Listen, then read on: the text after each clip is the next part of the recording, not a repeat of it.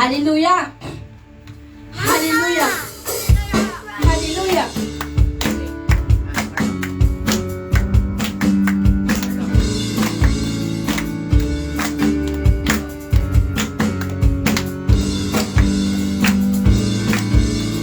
Oh, napakabuti mo, oh Diyos, sa bawat oras kay Lolo. Oh, wala kang katulad, magpakailanman, tunay kay tapat. Oh, napakabuti mo, oh Diyos, sa bawat oras kay Lolo. Oh, wala kang katulad, magpakailanman, tunay kang tapat. Oh, napakabuti mo, oh Diyos, pag-ibig mo'y di nagbabago. Papuri at pagsamba, aking kaalan, itaas ka sa buhay ko. Oh, oh, oh, oh, oh, itaas ka sa buhay ko. Oh, oh, oh, oh. Sa lahat ng oras, dakilang iyong mga gawa, ikaw ang pag-asa. Nagagalak lahat ng iyong likha, umaawit, nagpupuri.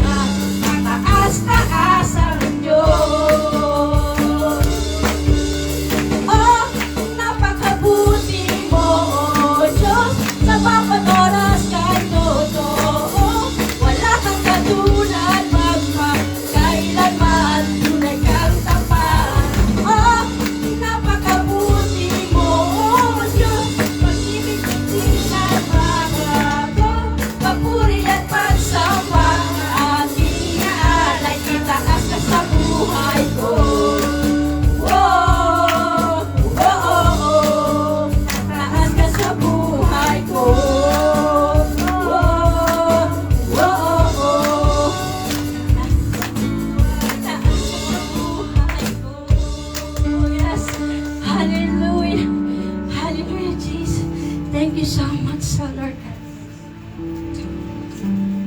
Yes, Father God. Sabi nga po sa Isaiah chapter 4, verse 10, huwag kang mangamba sapagkat kasama mo ako. Huwag malungkot sapagkat ako ang iyong Diyos. Palalakasin kita at tutulungan. Aalalayan kita sa pamamagitan ng kamay kung nagliligtas. At ang sabi din po sa John chapter 1 verse 9, alalahanin mo palagi ang bilin ko sa iyo. Magpakatatag ka at magpakatapag. Huwag kang matakot. Huwag kang matakot o kaya't manghina. Dahil ako ang Panginoon ng iyong Diyos at kasama mo kahit saan magpunta. Yes, kahit saan po tayo magpunta, kasama natin si Lord kahit gaano kadilim. Kasama pa rin natin si Lord, kaya sa oras na ito, Lord, kausapin po natin ang ating mga Panginoon.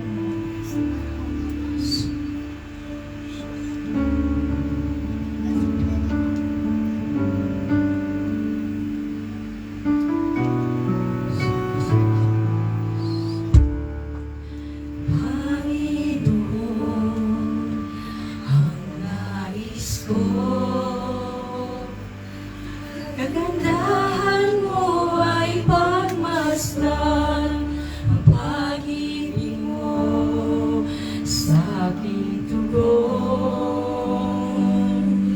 Kailanman di napabayaan sa iyong lamang.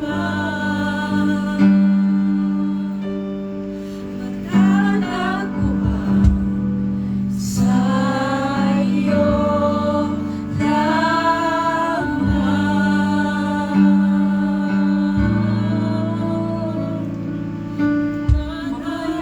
Mananatili sa iyong lilim at sasambahin ka sa dakong lihim. Mananatili sa iyong lilim, nasumpungan ka sa dakong lihim.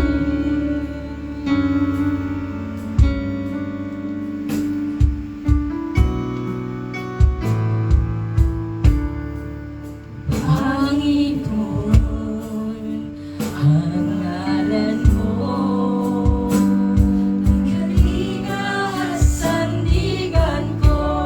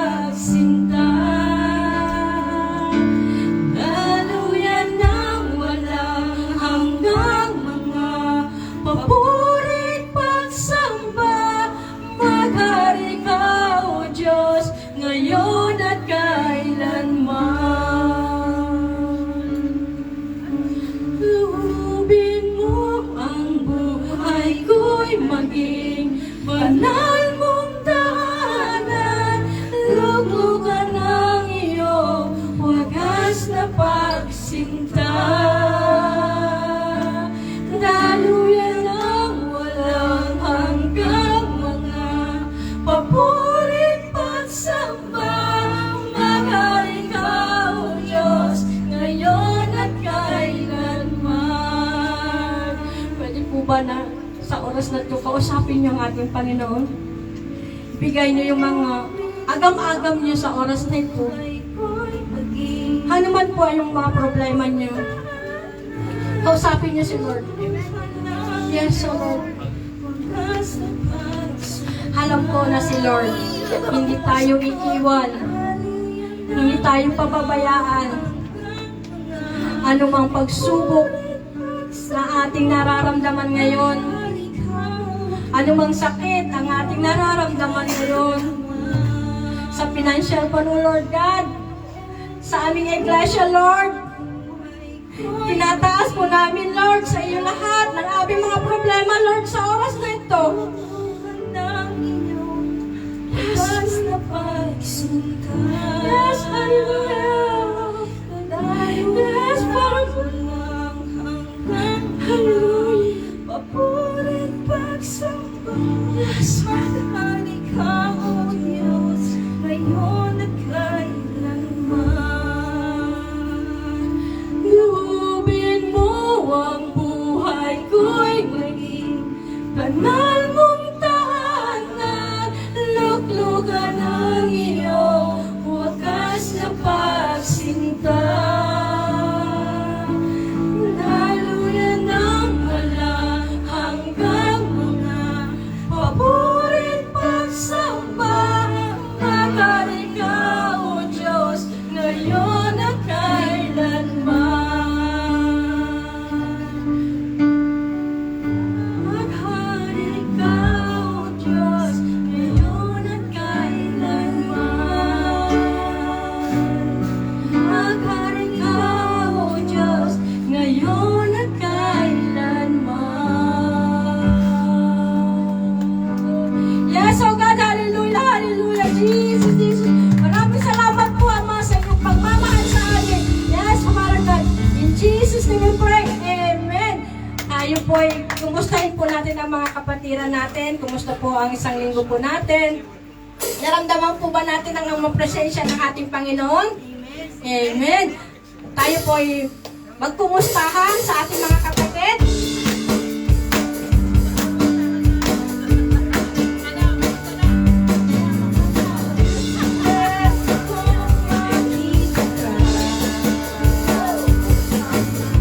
Bless na bless ako't makasama ka.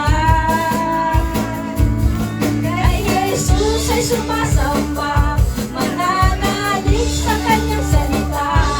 At kasama ka, naglilingkod sa kanya. Tuwang-tuwa ako't pinagpala ka. Tuwang-tuwa ako't magaling ka na. Salamat, Ama, dininig mong panalangin niya. Kami magtutuloy ng sama-sama. Bless kami. Sama-sama nagpupuri. Salamat po sa aking kapatid. Salamat po sa aming pastor. Salamat po sa inyong lingkod. Nakasama ko naglilingkod. Nakasama ko naglilingkod. Nakasama ko naglilingkod. Yes. Thank you, Lord. Tayo po eh.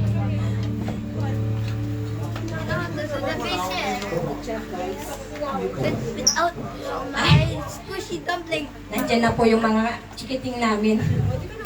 Ayan na po yung mga chikiting po namin. Tinatawagan ko po yung dalawa, si Brother Harley at saka si Brother Carlo. I just train a lot. 1 week yan. 1 week na nag-train. For God's. John, Tell the Bible verse first. Good morning, everyone. Let's do our vision. John 3:16, my brother. Stand up, please. For God so loved the world that He gave His one and only Son, that whoever believes shall not perish but have eternal life. Amen. Like and subscribe. Yes, like and subscribe, or they will dismiss you. mga kapatid, narinig ko yung mga bata natin, ha? Share and share Where's my natin. squishy dumplings? Like and subscribe already. Share. I-share nyo daw, ha? Huwag nyo kalimutan, mga kapatid, para dumami ang share. Para makakuha tayo ng 1K na viewers natin, mga kapatid, ha? Umpisa natin. Ngayon po, tinatawagan ko po ang ating mahal na pastor at tayo mag-umpisa na po sa ating gawain. Pakimute na lang po yung mga cellphone natin at bawal lang makipagkwentuhan sa tabi. Paki-ano na lang po yung mga mouth natin at makikinig muna tayo ng Word of God. Amen po ba? Amen! Amen! Thank you, Lord. Amen. Sabihin mo nga sa katabi mo, huwag mo akong istorbohin muna. Mamaya na, no? At thank God for another Sunday. At nandito po tayo sa bahay-sambahan. At ngitian mo ang katabi mo, sabihin mo, I'm so glad to see you in the house of the Lord. Amen? Dito po yung mga kapatiran natin na minsan po, sabi nga po natin, kapag nasa trabaho kasi tayo, minsan po ay hindi maiwasan. Yun lang yung binibigay ng mga amo natin.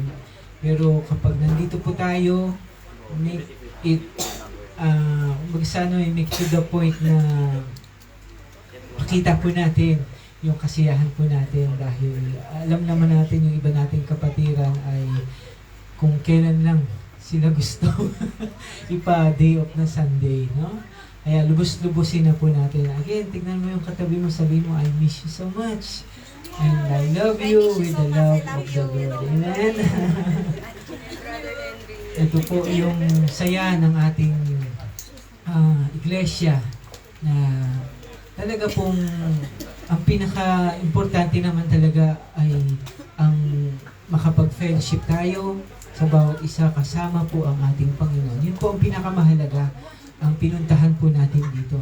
Walang iba po kundi ang ating Panginoon Jesus. Amen po ba? Amen. No? So can we all stand again? Tayo po ay magbasa sa ating pong passage for this morning. At ang ating pong passage is found in Psalm chapter 56 verse 3. Sabi po doon sa ating passage, when I am afraid, I will put my trust in you. Psalm 56 verse 3. Nagpalain po ang salita ng ating Panginoon. Tayo po ay panandaliang manalangin.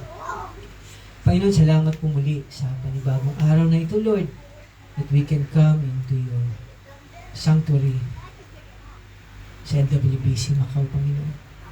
Salamat dahil meron po, Panginoon, kayo tinayo na iglesia na kami po ay nakakapagtipon. Salamat po, Panginoon, dahil napakahalaga ang araw na ito dahil ito po ay araw na inyo pong ginawa. At wala na pong ahalaga, kundi po ang presensya po na nandito po nakasakasama ka namin. Kaya minsan pa po, Panginoon, kami po ay nagpapakumbaba, humingi ng tawad sa lahat ng mga nagawa namin kamalian. Sinadya, hindi, naisip, nasabi, o nagawa, Panginoon. Lord, ikaw lamang po nakakaalam ng puso namin, ng isipan namin. Kaya salamat dahil kayo po ang Diyos namin na hindi pa po tapos sa amin. At kayo po ang Diyos namin na nagmamahal sa amin at patuloy kaming binabago araw-araw. Minsan po, Panginoon, malaya kang kumilos sa bawat isa. Sa aming pag-aaral, turuan niyo po kami na yung banal na salita. Maihayag po, Panginoon, ang gusto niyo po sa oras na ito. Even po ang mga wala pa dito, padating, bless them, Lord. Ingatan niyo sila. At kung sila man po ay hindi makakarating dahil po sa kanilang gawain, trabaho, o anuman pong reason, kayo po, Lord, ang sumama sa bawat isa. And I pray, Lord, na bigyan niyo po, Lord, ng mga opportunity na kami po ay makapag-church din po, Panginoon. Lord, bless our online viewers. Be with them. Guide them, Lord. Salamat po, Panginoon. Minsan ba po, ikaw po ang aming tinataas. We magnify your name. We bless your name, O God. Ito po ang aming dalangin.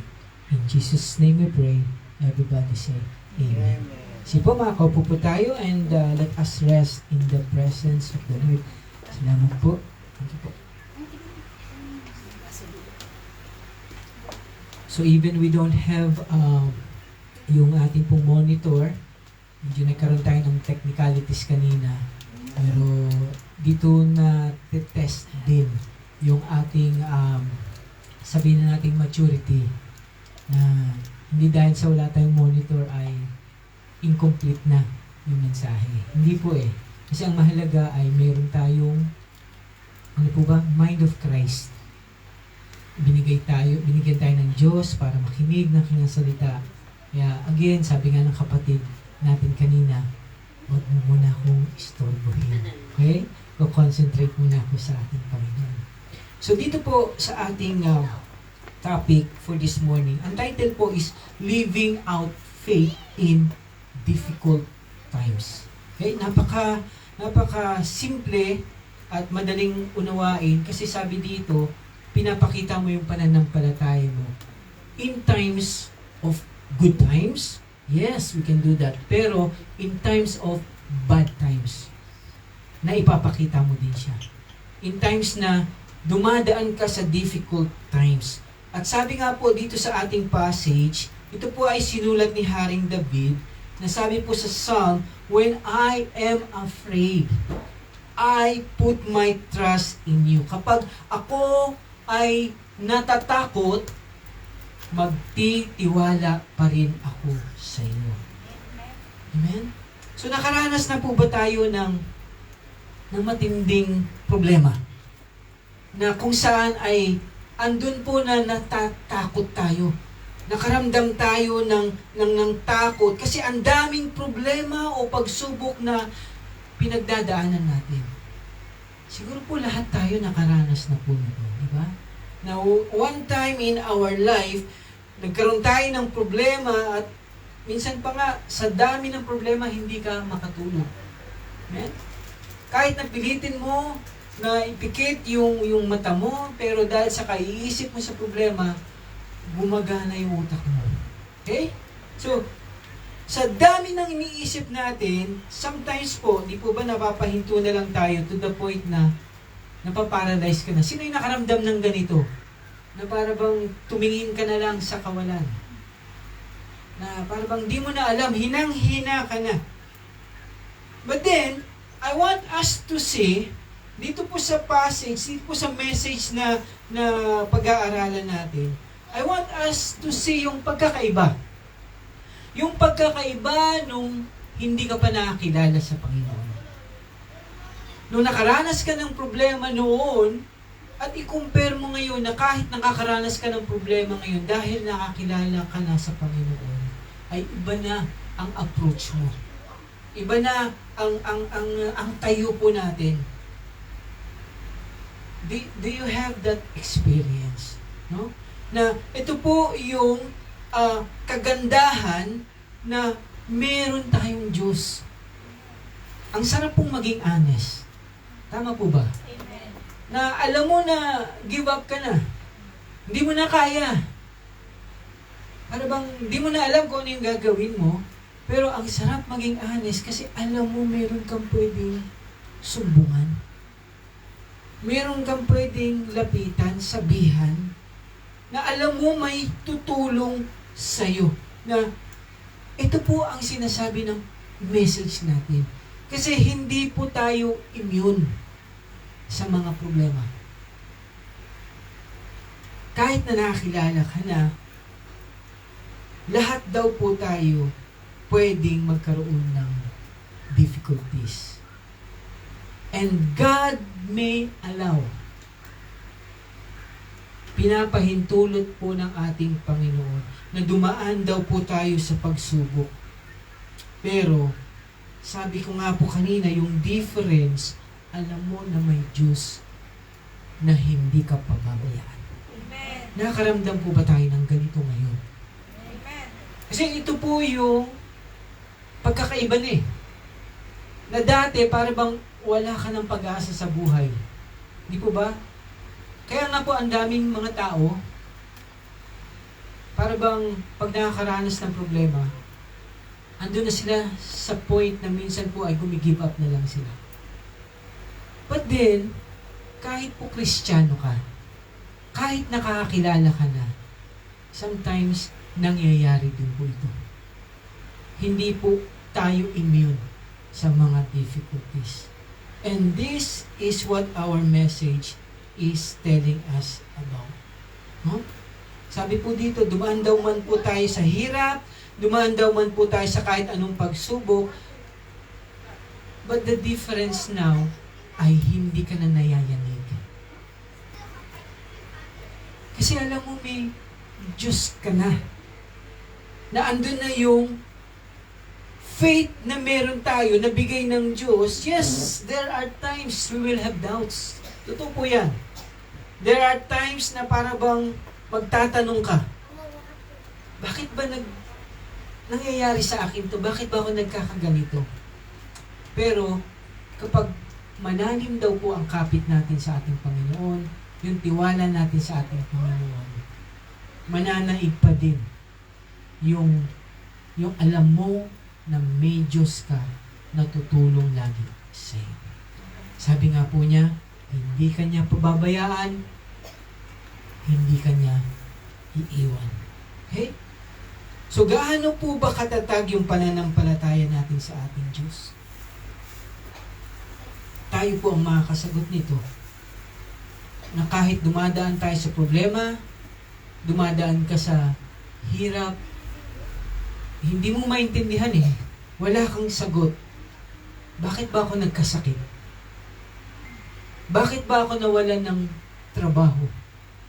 Bakit ba nagkaganito yung samahan namin?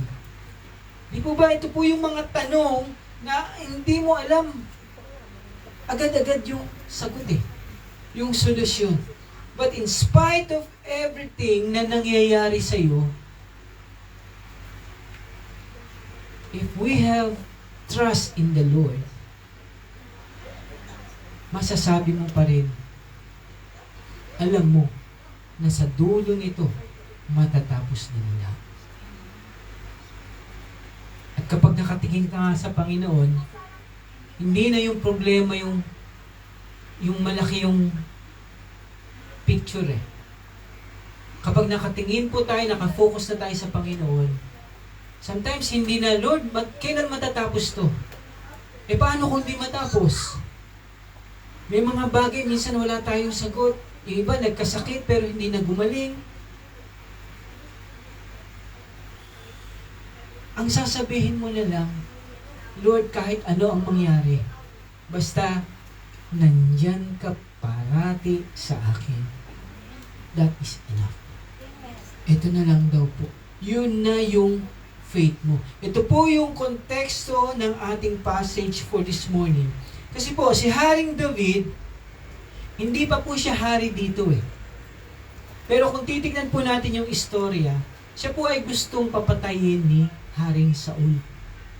Kaya nga, nangyari sa buhay ni David, takas siya ng takas, tago siya ng tago, to the point na napunta siya doon sa lugar na kung saan ito ay bayan ni Goliath. Nakita niyo po, no?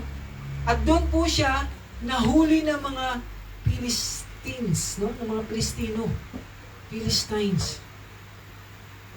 Imagine ninyo, sino po ba si Goliath? Di ba siya yung pinatay, yung higanteng pinatay ni David? Tapos, doon pa siya nahuli sa mismong pinanggalingan ni Goliath. So can you imagine po yung takot ni David na alam niya na galit sa kanya yung mga tao, tapos doon pa siya nahuli. Kaya nga naisulat po niya yung Psalm 56. Nabasahin ko lang po sa inyo para makita niyo po yung buong kwento na nangyayari o nararamdaman ni Haring David. Sabi po sa Psalm 56, tingnan niyo po ito, no? Sabi po doon, to the choir master. Ito po ay, sabi niya, according to the dove on far off terebinths. Ibig sabihin, inihalin tulad niya sarili niya sa isang kalapati na nandun daw sa malaking puno, far off terebinths, isang malaking puno. Ang miktam of David, when the Philistines seized him in Gath. Gath yung lugar na kung saan ay pinanggalingan ni Goliath. Kaya yung miktam, ito po ay para pong poem o sikretong sulat na kung saan ay sinusulat mo dahil ikaw ay, alam mo yun, nakakaramdam ng matinding pagkalungkot, panganib, or anything na naisulat mo na very personal sa'yo. Ito po ang ibig sabihin dito. Sabi po niya, in God I trust. Inumpisahan niya yung sulat niya sa sinasabi niya na nagtitiwala ako sa iyo, Diyos ko. Sabi po niya, be gracious to me, O God, for man tramples on me all day long, an attacker oppresses me. Pero mo, buong araw daw. Takot siya kasi alam niya, nanganganib ang buhay niya. My enemies trample on me all day long, for many attack me proudly. Kaya nga sabi sa verse 3, when I'm afraid, I put my trust in you. In God, whose word I praise, in God I trust, I shall not be afraid. What can flesh do to me? All day long they injure my cause, all their thoughts are against me for evil. They stir up strife, they lurk, they watch my steps, as they have waited for my life. For their crime will they escape, in wrath cast down the peoples, O God. Verse 8, you have kept count of my tossings. Put my tears in your bottle, are they not in your book? Then my enemies will turn back in the day when I call. This I know that God is for me. In God, whose word I praise. In the Lord, whose word I praise. In God, I trust. I shall not be afraid. What can man do to me? I must perform my vows to you, O God. I will render thank offerings to you. For you have delivered my soul from death. Yes, my feet from falling, that I may walk before God in the light of life. Okay? 13 verses po ang naisulat ni Haring David. Kasi po, sari-sari pong problema ang pwedeng mangyari sa isang tao. Pwede mo sabihin wala kang problema ngayon, pero hindi mo alam, baka mamaya o bukas, merong dumating na problema. And for some, sabi ko nga po, ay hindi na nila ito nakakayanan. Bumibigay na sila to the point na nagpapakamatay na sila. Again, even Christians ay dumadaan po dito. Dumadanas din ng problema. Kahit nga po mga pastor, marami na akong nabasa, narinig, na even pastors, dumating sila sa point na para bang wala na silang pag-asa hanggang sa kahit sila po na sinasabi natin, dapat, di ba, ang titibay ng mga pastor, eh sila din po ay papakamatay. Nagsusuicide din po.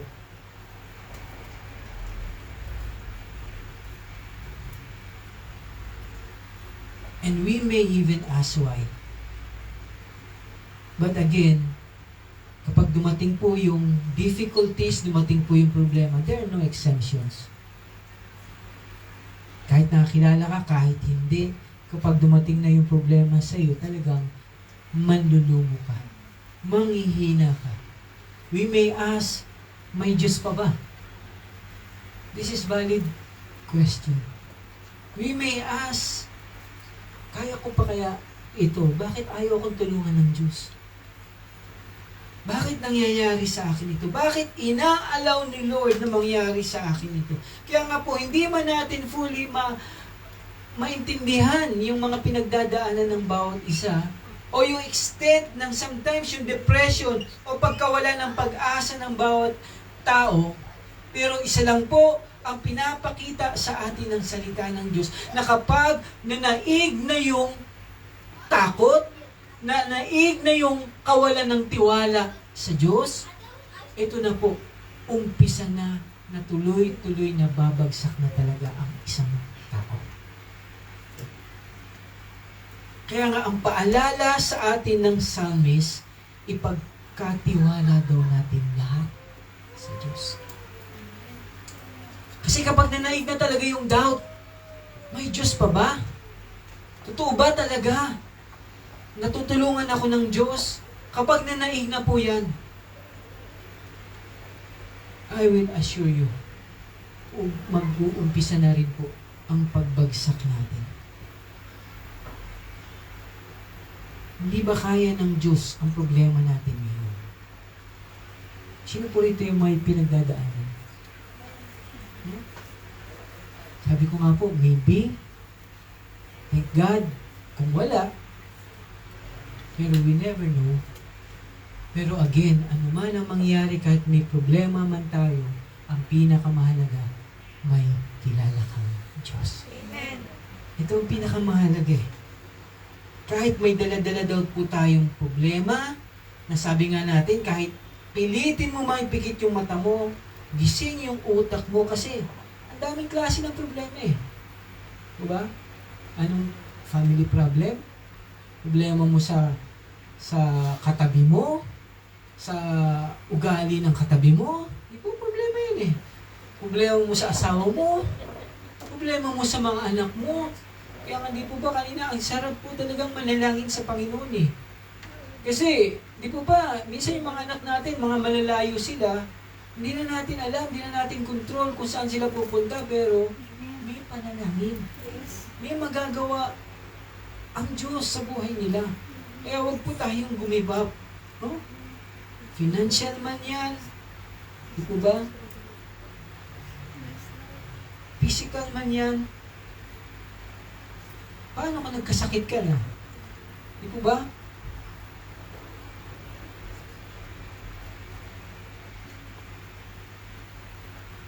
Spiritual man yan. Pero sa lahat po ng problema, ang kailangan mong una dapat na ayusin ay spiritual.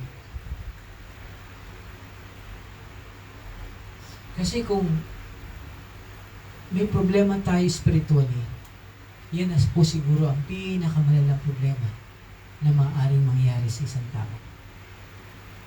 Kasi paano tayo makakalapit sa Diyos kung spiritually patay ka pa? Kaya kailangan ayusin mo muna ito. Dahil sabi nga ulit natin kanina, ang sarap po na may kinikilala tayo ng Diyos. Na siya yung ating pag-asa.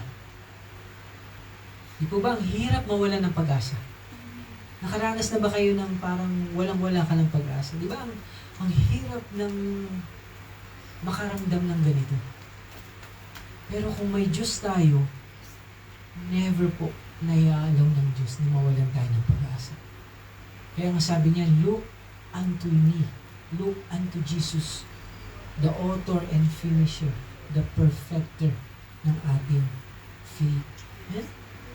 Kaya nga dumating daw man po yung matinding pagsubok, dumating man daw po yung matinding sakit, o matinding takot, o ba?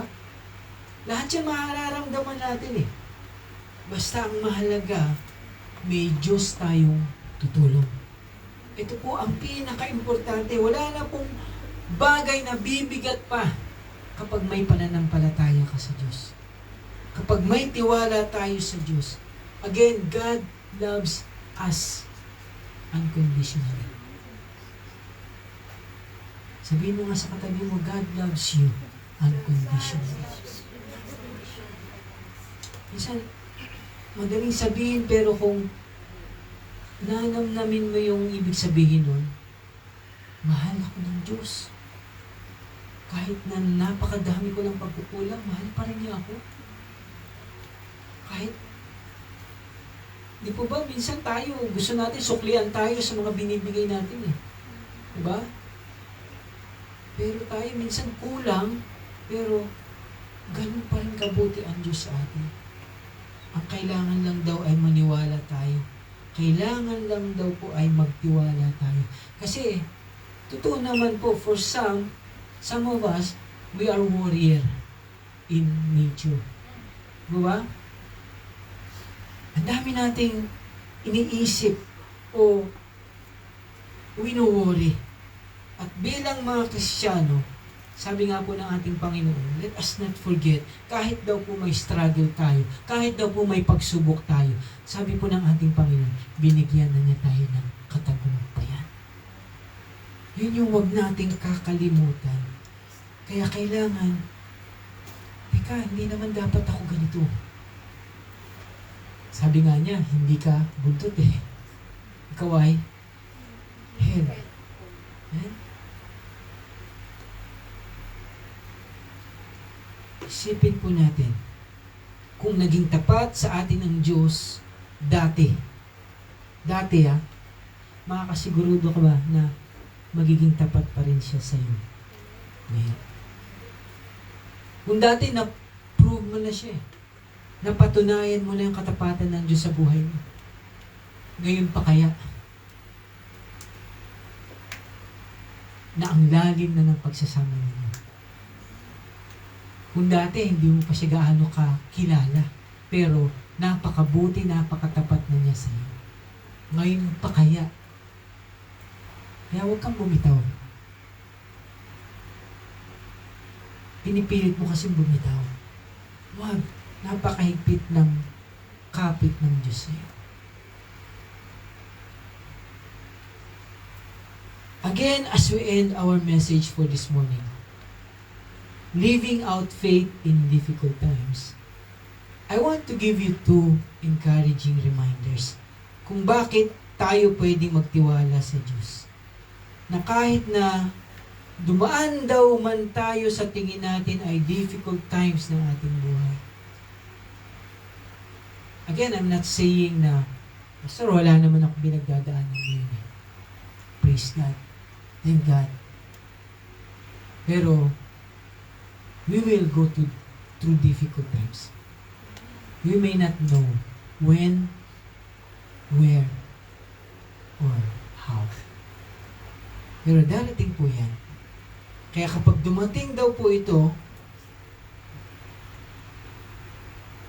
let us be reminded para tayo ay magtiwala sa Diyos in times of difficulties.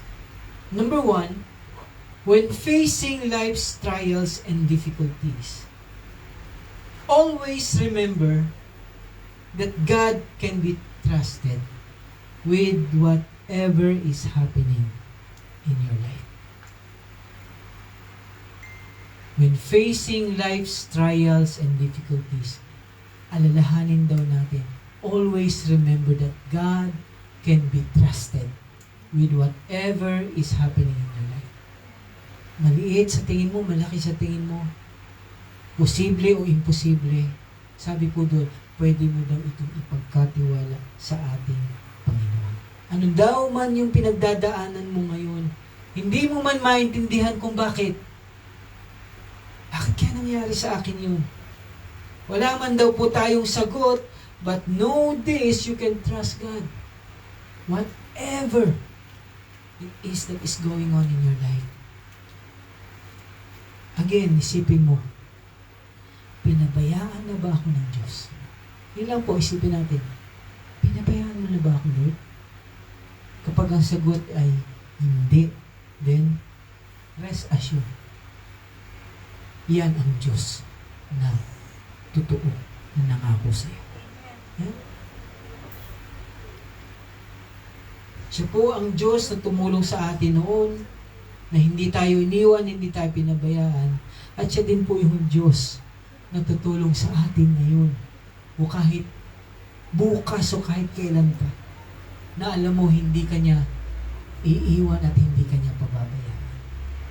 Siya po yung nagsabi na, He will be your God yesterday, today, and forever. Kaya nga po, tatapusin niya yung sinimulan niya sa iyo. Nainip ka na ba? Huwag ka mainip.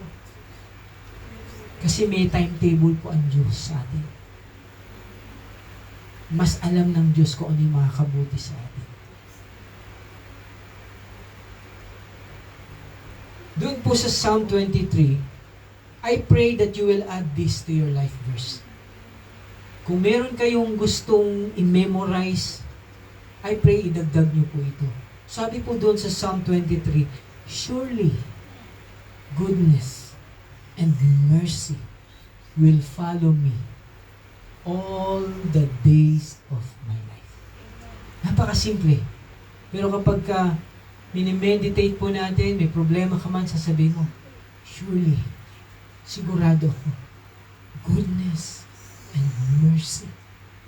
Lahat ng kabutihan, lahat ng awa ay susunod sa buhay ko hanggang ako ay nabubuhay. All the days of my life.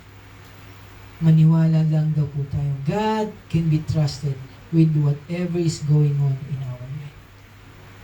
Number 2, reminder why we can trust God in times of difficulties. Number 2 po, when facing life's trials and difficulties, always remember that God loves us so much.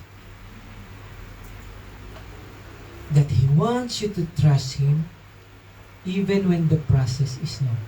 Sometimes ito po, dito po nagkakaroon ng para bang hiwalay.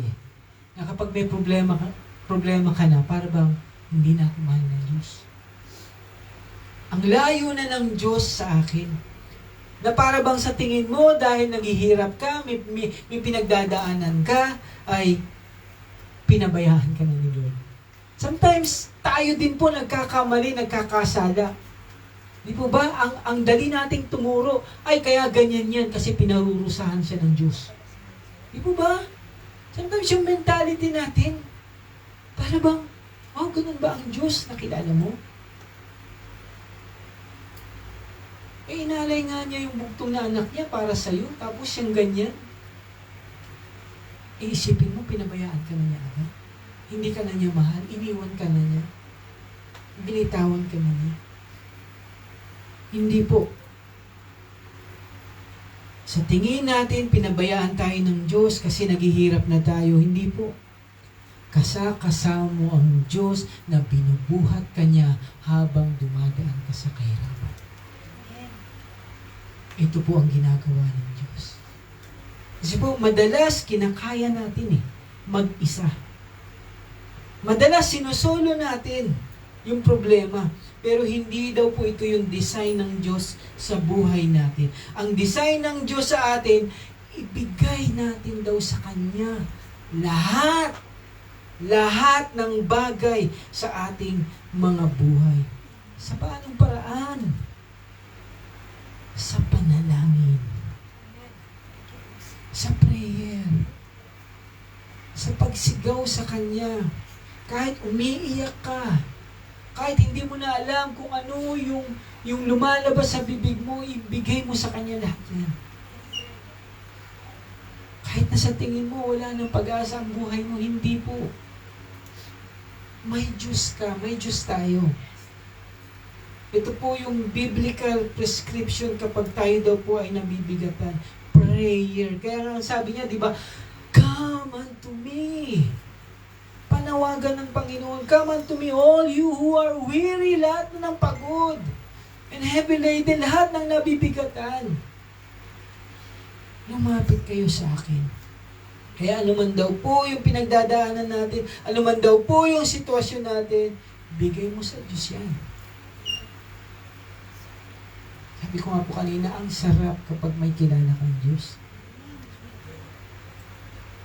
Iba yung dati na wala kang kilalang Diyos.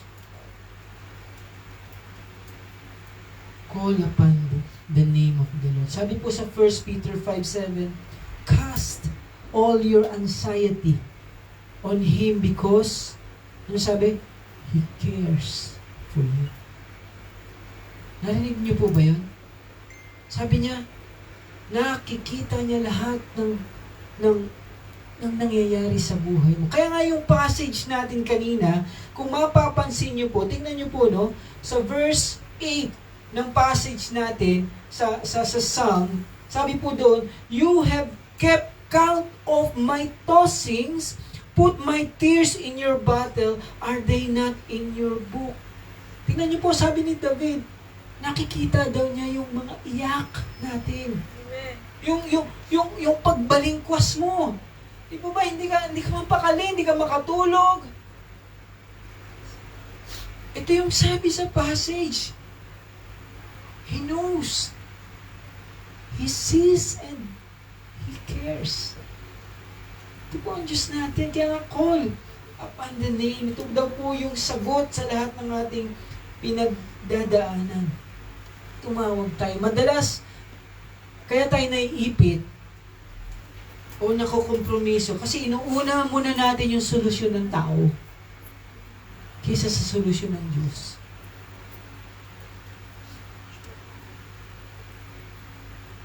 I pray that our message will give you hope in all things. Huh? Hindi ko po alam yung mga pinagdadaanan ng bawat isa. Hindi ko po alam yung mga pinagdadaanan ng mga naka-online, yung nakikinig sa atin ngayon. Pero sabi po ng ating message, God is always in control.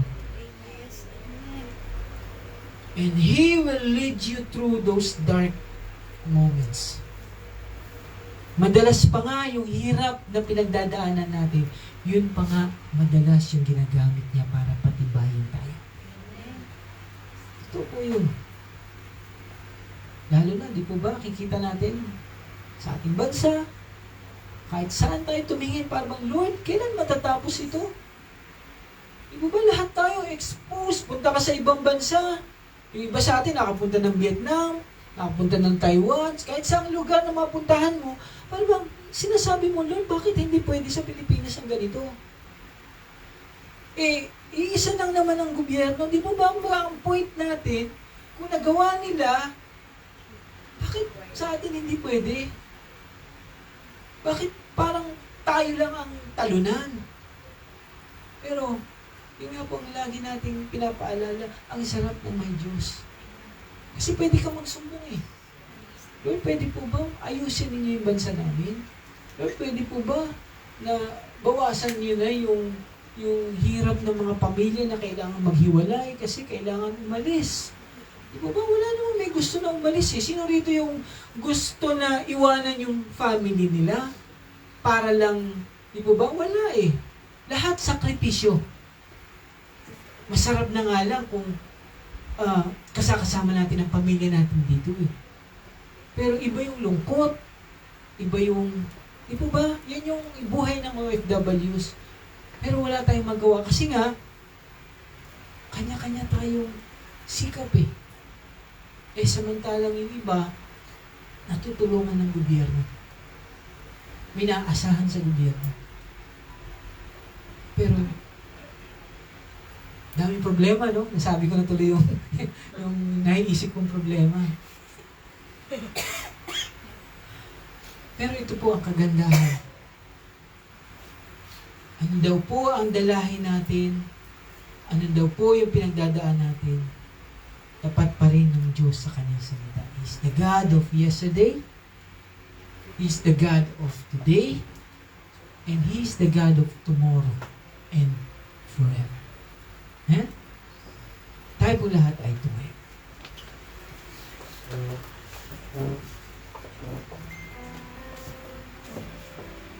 When we trust God, we can live out our faith even in difficult times. Ito po ang mensahe natin. Ang sarap ng may kinikilala kang Diyos. Kasi siya talaga ang pag-asa natin. Ano man daw ang mangyari sa buhay natin ngayon, let's say hindi na mabago ang Pilipinas, who knows? Pero we have eternity. At alam niyo po ba ang kagandahan? Dahil naisulat na sa Bible. Kasi lahat ng nangyayari sa mundo, ito po ay resulta ng kasalanan eh. Fallen ang tao. Kaya, bagsak ang lahat ng bagay. Pero sabi ng Panginoon, darating yung time na lahat daw ay i-restore niya. Alam niyo po ba yon? God, Jesus Christ, will rule the world. Sabi nga po, in the rod of iron. Kaya lahat ng bagay na sa tingin mo ay parang hindi maganda, hindi makatarungan, lahat daw po ito aayusin ng ating Panginoon. Nakita niyo yung future natin? Dadalhin niya tayo sa langit. Yun yung rapture. After 7 years, magkakagulo dito. Sabi nga po, talagang hindi pa nararanasan ng tao ang gulo. Halos ang daming pasakit ang mangyayari sa loob ng 7 years. Kasi may antikristo na eh. Di ba? Kaya kailangan ngayon pa lang magpasama na tayo. Huwag ka nang magpaiwan. Okay? Kaya nga may church eh. Tinuturuan tayo. So tingnan niyo po, after 7 years, magkakaroon po ng great tribulation dito sa buong mundo. Lahat ng pighati, sabi nga kung hindi daw paikliin yung time na yun, walang matitirang tao. Ngayon, after 7 years, babalik tayo. Kasama ng Panginoon. Tapos, sabi po doon, we will rule with Him for 1,000 years. Hindi ka na mamamatay. Okay? Kasi, eternity na yun eh. Yung mga naiwan dito, di po ba? Kunyari, ikaw naiwan. Kunyari lang. So, ikaw, mamamatay ka pa rin. Kasi, physically, kailangan ka mamatay. Pero, hahaba na ang buhay mo. Ang tao daw po nun, pag namatay ng 100, para siyang baby na namatay. Okay? So, ito yung buhay ng tao. So, dadami ang population ulit, tapos si Jesus Christ ang magiging ruler sa buong mundo, at kasakasama tayo mag-rule doon. Tapos, after 1,000 years, yung mga tao, magre-rebelde pa rin sila eh. Magugulat ka, bakit magre-rebelde eh? Kasakasama mo na ang Diyos. Yun daw talaga ang puso ng tao. Rebellious. Pero after that, sasama pa sila kay Satanas. Kasi, papakawalan si Satanas eh. Tapos, lilinlangin niya ulit yung tao. So, magkakaroon ulit ng gera.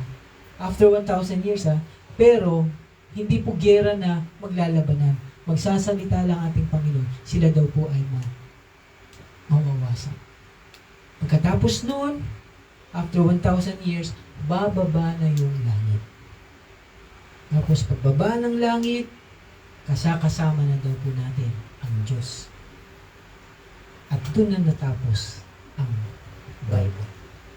Gano niya? Kaya nga again, naisulat na yung future natin. Tingin mo yung nangyayari ngayon, papunta yan, doon. Kita ninyo, di ba? Hindi matapos-tapos ang gulo. Hindi matapos-tapos ang gera. Di ba? Akala natin, bakit nagkakaganito? Hindi na po yan babalik sa normal. Ang mangyayari na lang po, iaalis ng Diyos lahat ng mga nanampalataya sa Kanya bago dumating yung Antikristo. At yung Antikristo, yun yung iluluklok nilang Pangulo kasi sabi nga, siya yung may solusyon kung paano magkaroon ng kapayapaan. Kaya nga sabi sa Bible sa kanya, He is the man of peace. Siya yung false peace. Di ba ba? Ano yun? 4 horses, di ba? Riding in white horse, red horse, black horse, and gray horse. Di ba? Ang sarap po pag-aralin lahat niya. Pero tayo, nakasecure na tayo.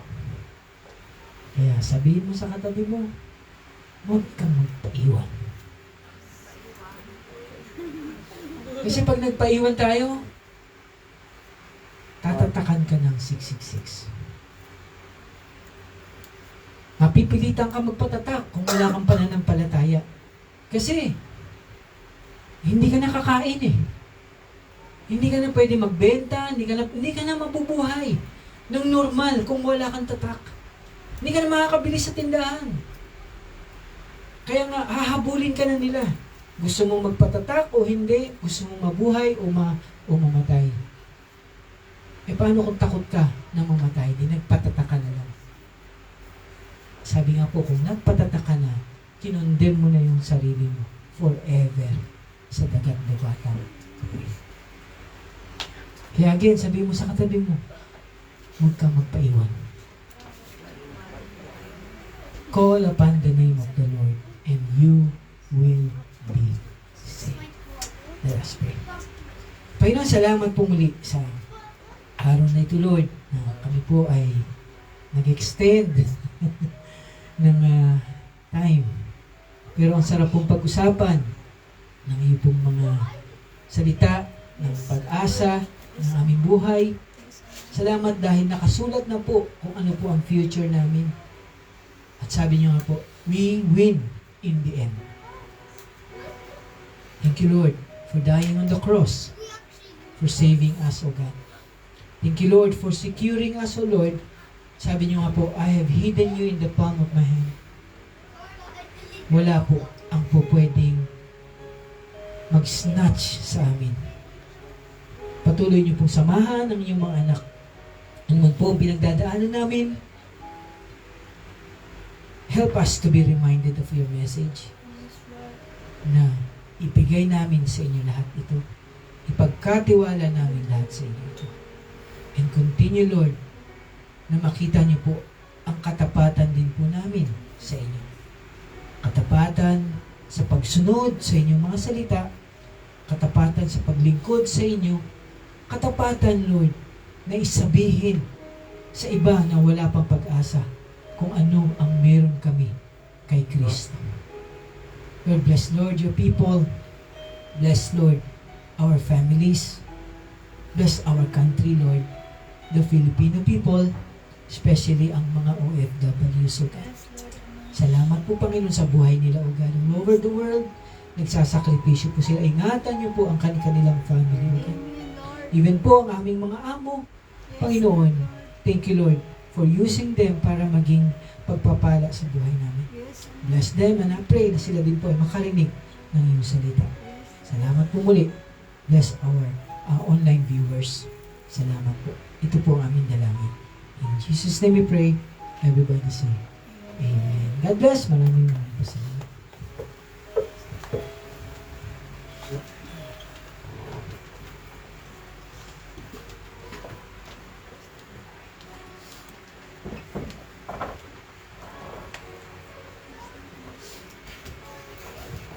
Amen. Nadako na po tayo sa part ng ating gawain ng pagbibigay. Kaya nga po ng message ni Pastor, He is the God of yesterday, He is the God of today, and He is the God of tomorrow and forever. So, hindi na po tayo kailangan mag-worry. Sa oras po na ito, bawat isa po ay merong ganitong envelope dyan sa mga upuan ninyo. Dito po natin ilalagay ang ating mga kalaob. At kung hindi naman po, ang treasurer po natin ay merong MPay dahil alam po natin ang panahon ay nag-a-advance. Minsan wala tayong mga cash na dala. You can always send MPay. And tanungin nyo na lang po si Sis Tonet or kahit si Sis Grace or any of our leaders kung paano mag-send ng MPay sa kanila. So, itoon po natin ang ating mga puso't isipan sa ating Panginoon. Manalangin po tayo. Panginoon, na mga pangyarihan sa lahat, Lord, we come before you with grateful hearts. Inaalala namin, O God, na lahat ng meron kami ay regalo ng gagaling sa iyo. Ang mga biyayang ito ay galing lamang sa iyo. Kaya naman binabalik namin, O God, as we come before you with our offerings, O God, Inaalala namin, O God, na kailangan ka namin sa aming buhay.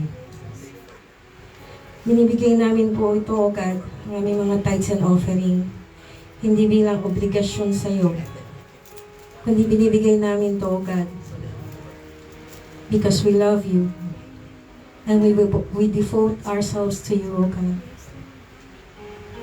You are our provider, our sustainer, our strength.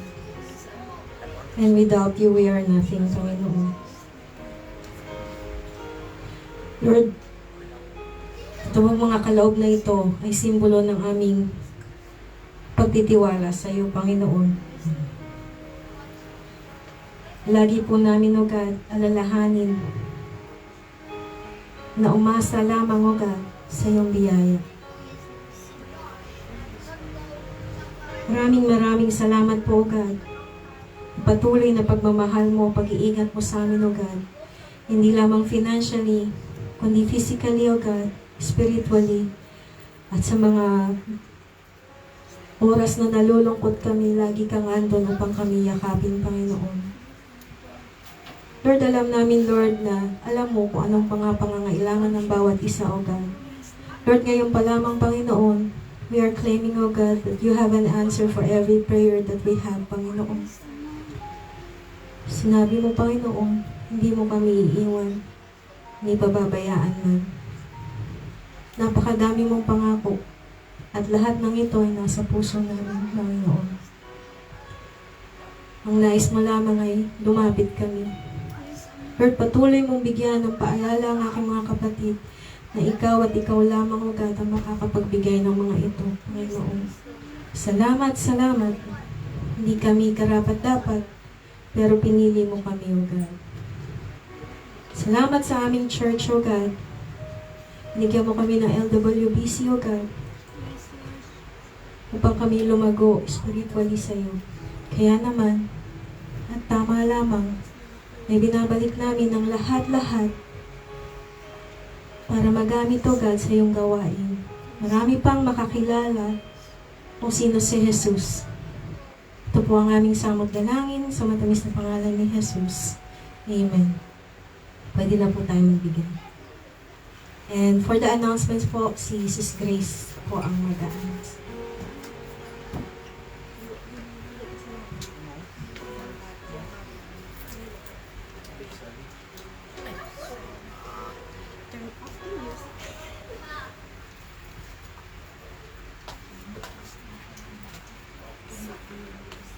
Praise God! Tayo po, dadako po sa akin pong announcement ng atin pong birthday celebrant ng August, Brother Jesse, Brother MJ, Brother John Ray, Sister Diane, and Sister May. At ang atin pong new schedule for the month of September, this coming September po. Ang atin pong tisong class ay nagsisimula po ng 10 a.m. followed by our divine worship service at 10:30. And 2 p.m. naman po, rehearsal po ng team worship at 3 p.m. until 4 p.m. po, starting po this coming September po. Sa venue 1 po, sa Rati Family, and sa venue 2 naman po is sa Putpod Family po. So, bali, wala na pong prayer meeting dito po sa church ng Wednesday po. At yun pong mga ka-boarding house po natin na madalas may pasok po sila ng half day ng Sunday is makaka-attend po sila ng prayer meeting ng 3 p.m. po sa boarding house po ng Sarati Family and sa Pudpod Family naman po. And Saturday din po, ito po ay inuulit po ng team worship ang practice po dito po sa ating church, 9 p.m. po. Praise God! At tayo po ay sa pastoral care naman po, wag po natin kalilimutan ang 60 patakas po para po sa food servant at sa 10 patakas naman po para naman po sa atin pong pastor seeds po. Lagi pong reminder ng bawat isa. Ang paglilinis po, pagtutulungan po natin dito po sa church na ma-maintain pong malinis, mabango ang atin pong church. Amen. Ang lahat po ay inaanyayahan kong tumayo at muli inaanyayahan ko po ang atin pong kapatid na Sister Tonette na awitin po ang victory song na sana.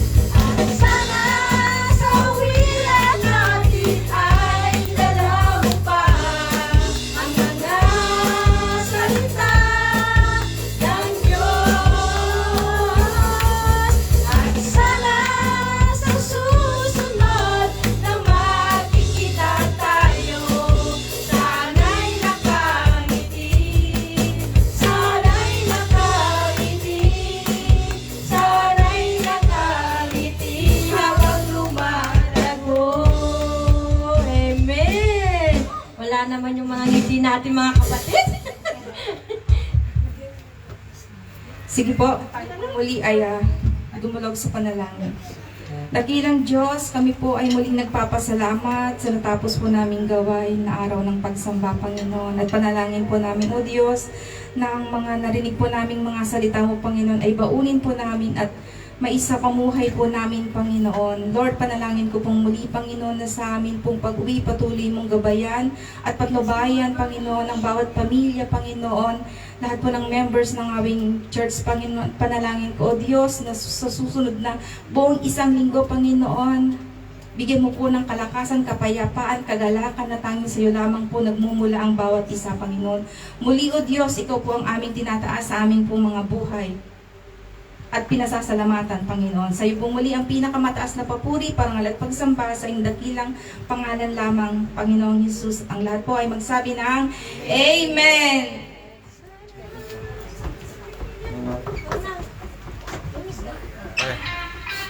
Nalakot pa.